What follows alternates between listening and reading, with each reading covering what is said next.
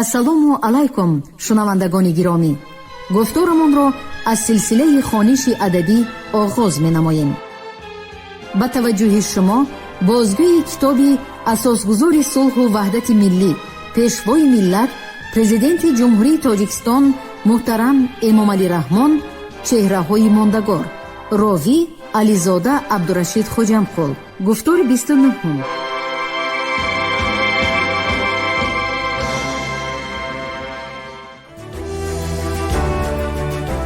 мардуми шарифи Тоҷикистон ҳуқуқи комили маънавӣ доранд ки бо фарзандони фарзонаи миллат, саҳми беназири онҳо дар рушди тамаддуни умумибашарӣ ифтихор намоянд, осори гаронбаҳои онҳоро омӯзанд ва ҳикмати ҷовидонаи абармардони миллии худро қутбнамои рӯзгори хеш қарор диҳанд.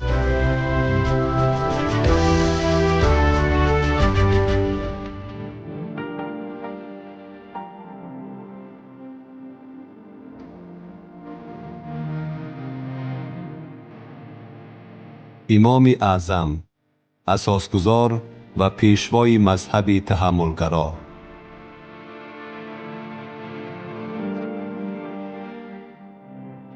بسیاری از این تعلیمات امروز هم برای پیشرفت اخلاقی جامعه ضرورند.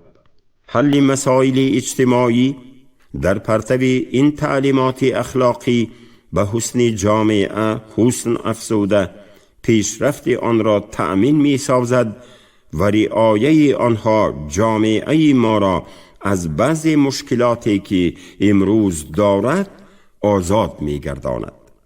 تاجیکستان که در یک دوره بازسازی فرهنگی قرار دارد و رو به بنیاد جامعه شهروندی نهاده است، تحکیم اخلاق اجتماعی در آن به مسئله مهم استراتژی تبدیل یافته است.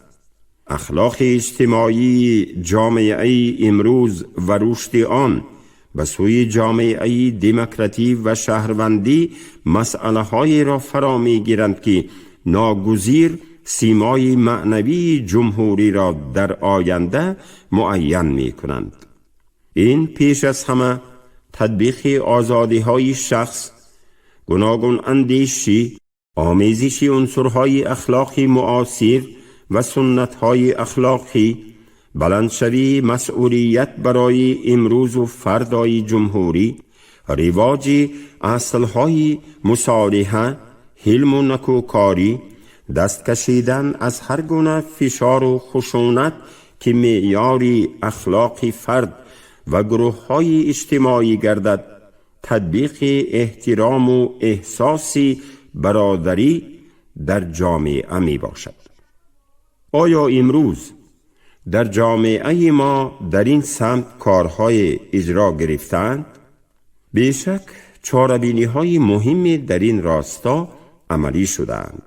از جمله قانون و کادکس های قبول شدند که آزادی و فعالیت آزادانه شهروند را به نظام می درآورند، قانون هایی که به حفظ اجتماعی اهالی نگرانیده شدند، برنامه هایی که در ساحه های معارف فرهنگ عملی می شوند و به بالاروی اخلاق اجتماعی هدایت می کنند و وحدت و همبستگی جامعه را قوت می بخشد.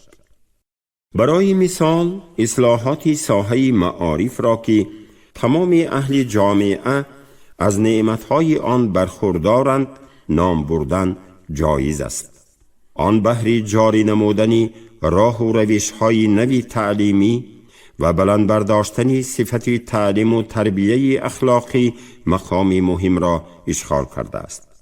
یا به شرافت رشد فرهنگ معاصر در تاجیکستان بسیار سنت‌ها و ارزش‌های فرهنگی احیا گشته با عنصرهای فرهنگ معاصر آمیزش یافتند و غایه‌های اساسی این آثار فرهنگی وسیله ترغیب اخلاقی خجسته گردیده است. در تربیه اخلاقی جامعه 3 عنصر مهم معاصر جای گرفته است. حکومت قانون، مطابق بودن هر عمل انسان برای اجرای طلبات قانون، اصل قانون برای همه، از جمله حکومت، شهروند، مسئولیت دولت در تشکیل فضای مساعد. برای جاری شدن این عنصرها در جامعه کارهای زیاد انجام گرفتند. امروز ما شاهد فعالیت آزادانه 7 حزب و تقریباً 2500 سازمان جمعیتی در جمهوری می باشیم.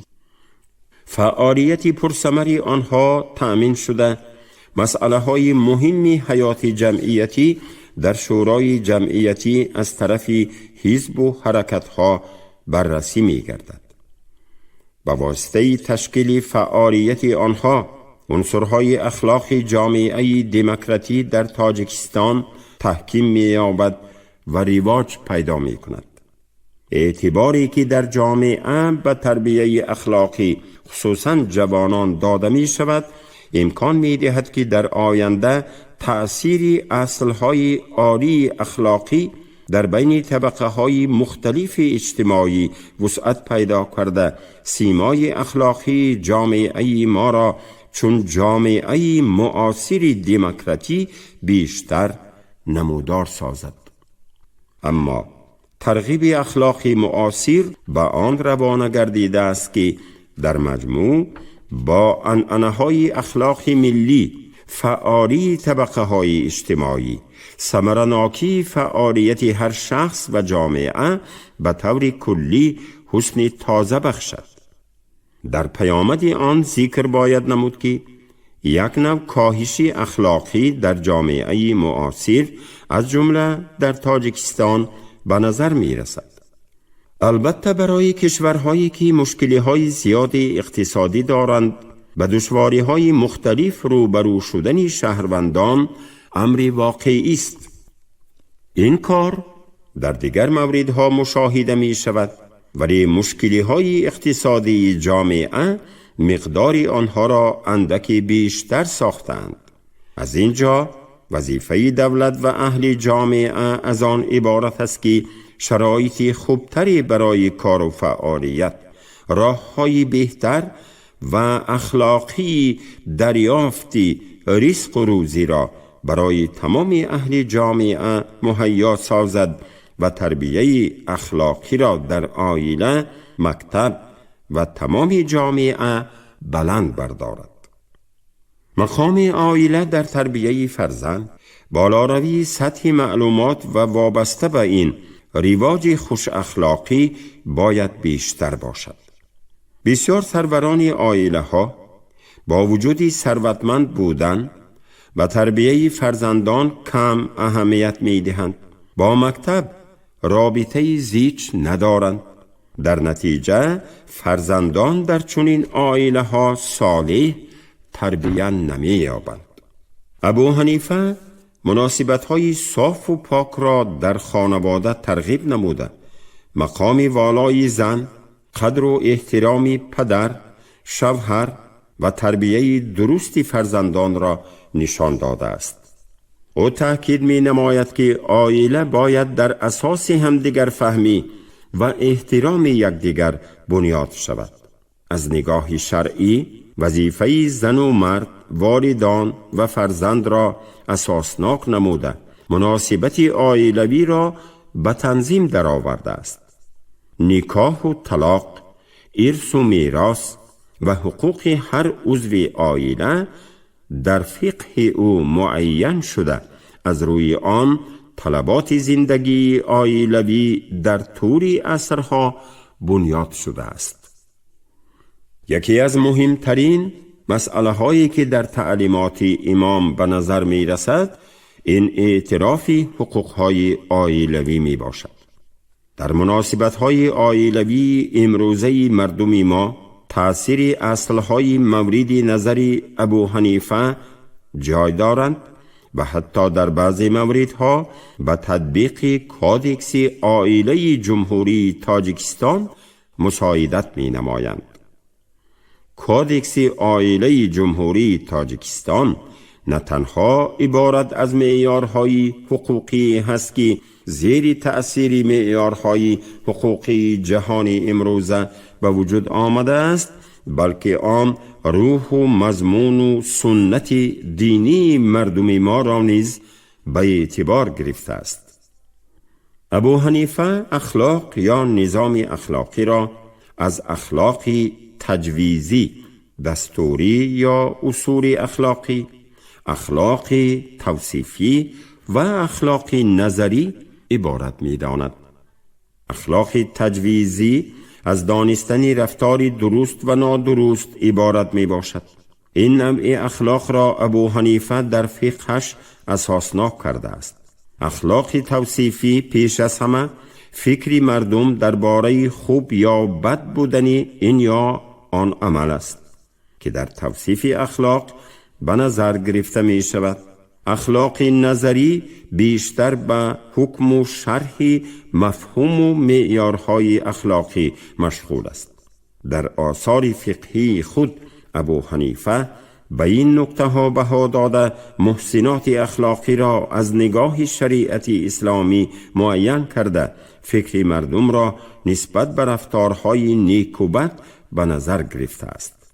از این جهت عرف یعنی عنعنه و تعامل مردم را منبع احکام شرعی قرار داده و بسیار رفتارهای انسان از نگاه عرف بها می دهد.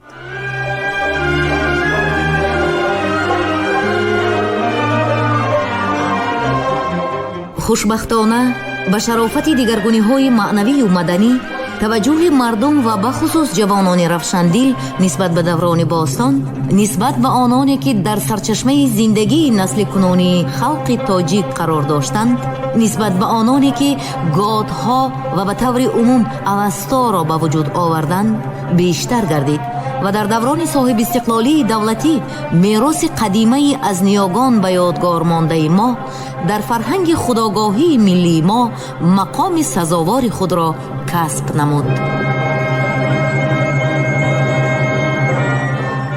واقعاً مردم خود درباره کاری نیک و بد قضاوتی درست می کنند.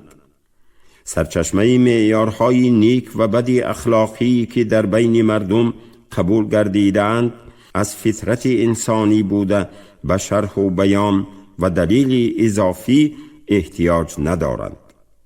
مقصد از اخلاق آن رشته اصول و نظامی است که عمل به آن ثبات جامعه را همیشه برقرار نگاه می دارد. مسئله اصول امانتداری اصل اخلاقی است که همه اهل جهان به آن اتفاق نظر دارند. پس خلق و رفتار خوب در همه زمان و مکان خوب است و تمام انسانیت یکسان به آنها داوری می کند و هیچ نوعی تمدن آن را تغییر دادن نمی تواند. یعنی اخلاق است که انسان را از موجودات دیگر فرق می کند. هرچند اکثریت‌های دیگر هم برای انسان وجود دارند، مثل تفکر و زبان، ولی در هر صورت اخلاق شایسته ترین فرق انسان اکثریت اوست. جامعه متمدن که ما در بنیاد آن هستیم باید دارای چنین اخلاقی باشد که زیب و زینت جامعه گردد. از این رو ما را می باید سنت‌های اخلاقی خود را تکمیل داده، بهره‌مند شوی تمام اهل جامعه را از آنها تأمین سازیم و معیارهای اخلاقی عمومی بشری را پرره جاری کنیم. جامعه ما به طور کلی دارای صفتهای خوب اخلاقی است، ولی آن در عمل و رفتار نه همه اهل جامعه جایگزین شده است. در بین جوانان شخصانی دچار می شوند که به عملهای زشت دست می زنند، با رفتار و کردار زشتشان به جامعه ضرر می رسانند، محیط اطرافیان خود را ناسالم می سازند.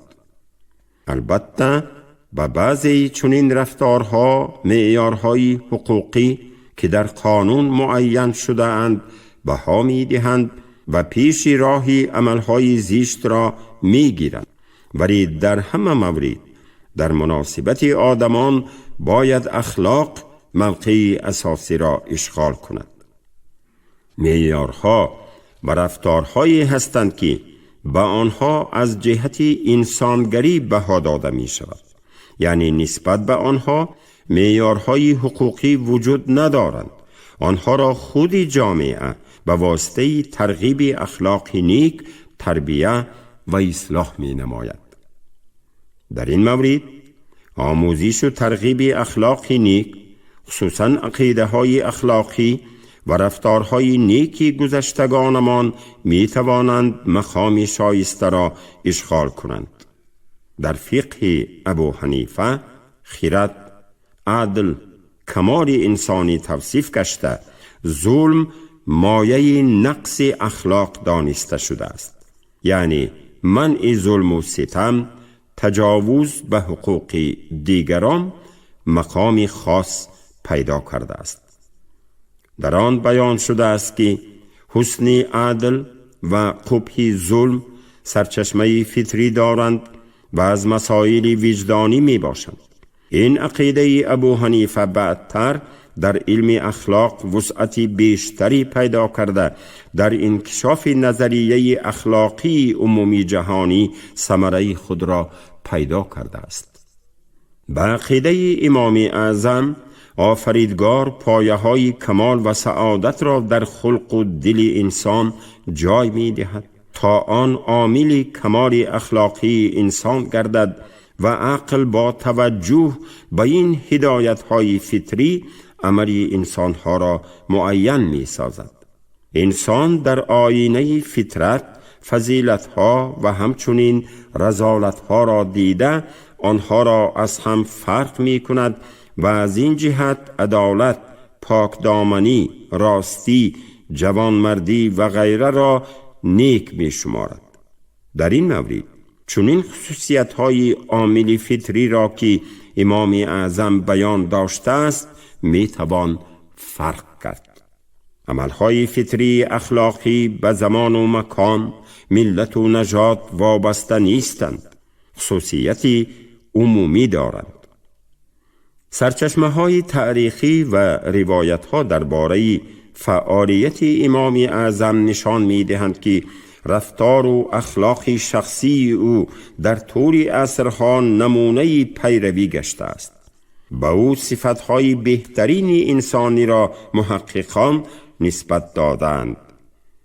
محمد انصاری می گوید در هر یک حرکت امام ابو حنیفه، حتی در گفتگو، نشست و برخاست و غیره، علامتهای دانشمندی و فراست نمایان بود. علی ابن عاصم می نویسد اگر عقل نصف مردان دنیا را در یک پله ترازو و عقل امام ابو حنیفه را در یک پله دیگر بنهند، پله امام ابو حنیفه وزنین می شود.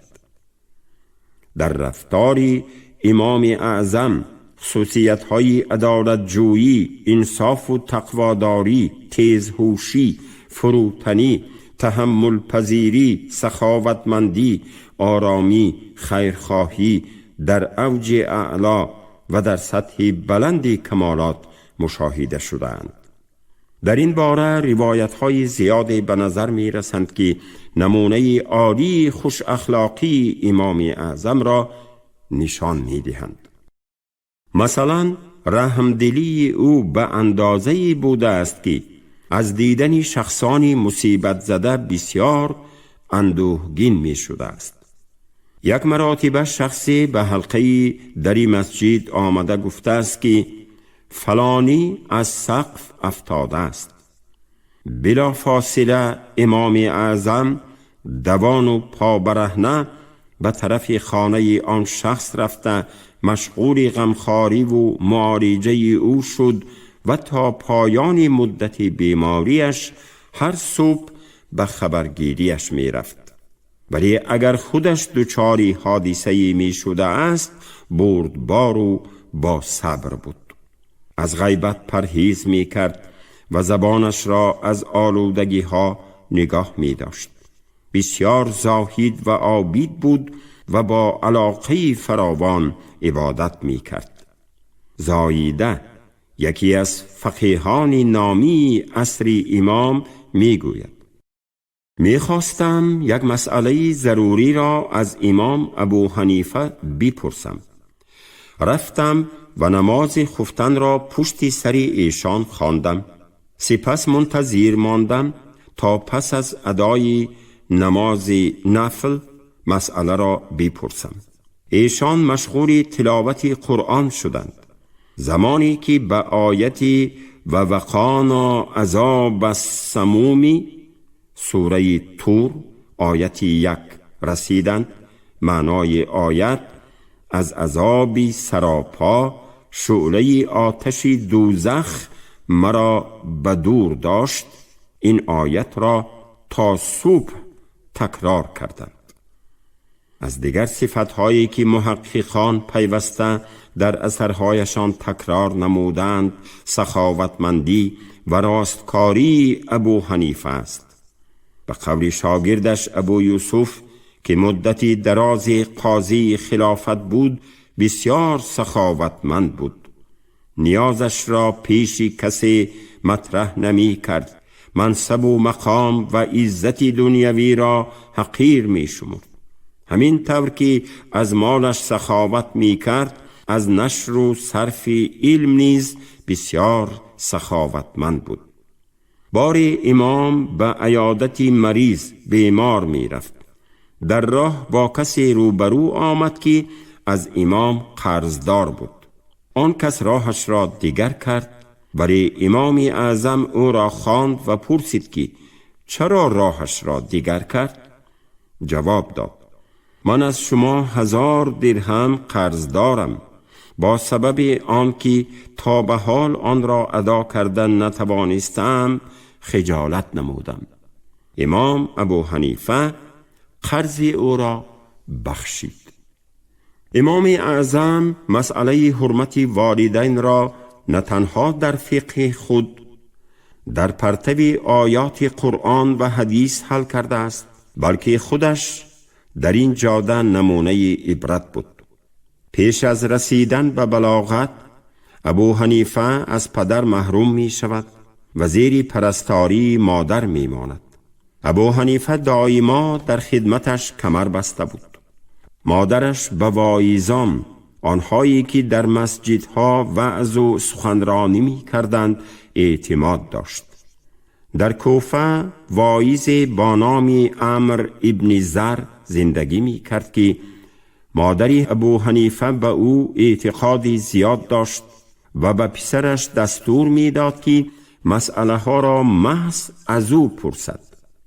امر مادر را اجرا کرده جواب مسئله ها را از او می پرسید و به مادرش می رساند. ولی امر دائما عذر می خواست و می گفت: چطور می توانم در پیش شما لب‌گشایی کنم؟ ابو حنیفه می فهمد که این خواهش مادرش است. در اکثر موارد امر جواب مسئله را نمی دانست و از ابو حنیفه خواهش می کرد که جواب مسئله را بگوید و او آن را تکرار می کرد. بعضا خودی مادری ابو حنیفه برای پرسیدن جواب مسئله می رفت. مادر سواره و ابو حنیفه پیاده.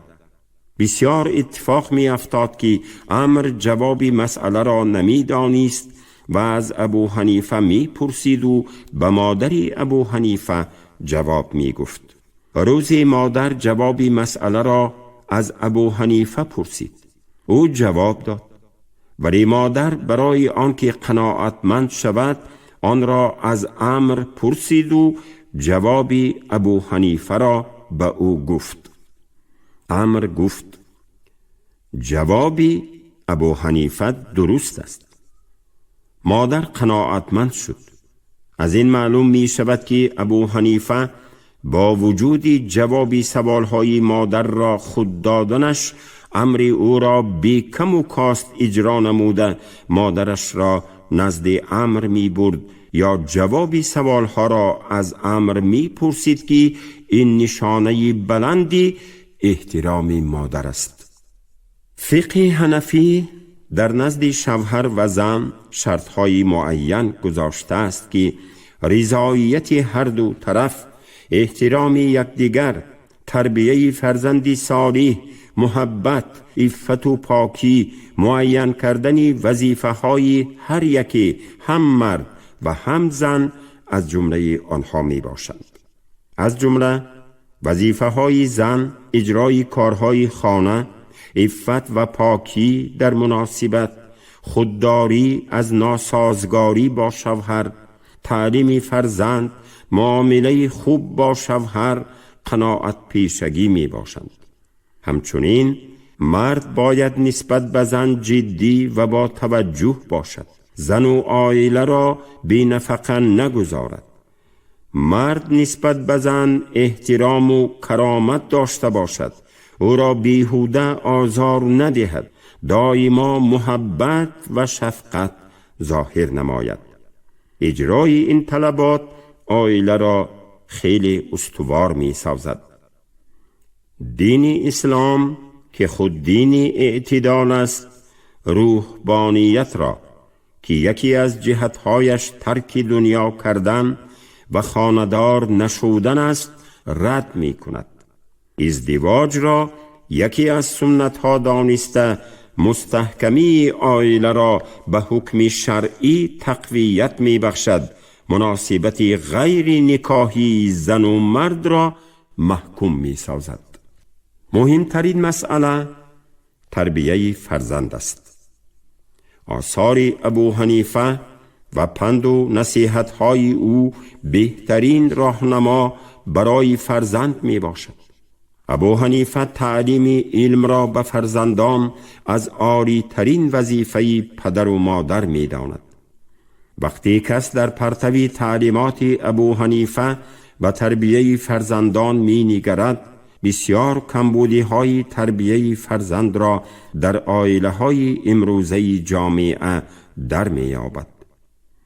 برای مثال، تأکید ابو حنیفه برای بیهوده صرف نکردن وقت، عادت نکردن به لباسهای پرنقش و نگار و گرانبها، پوشیدن لباسهای تازه، تربیه در مثال شخصیتهای شناخته، پیوستگی تربیه فرزند در عائله با مکتب.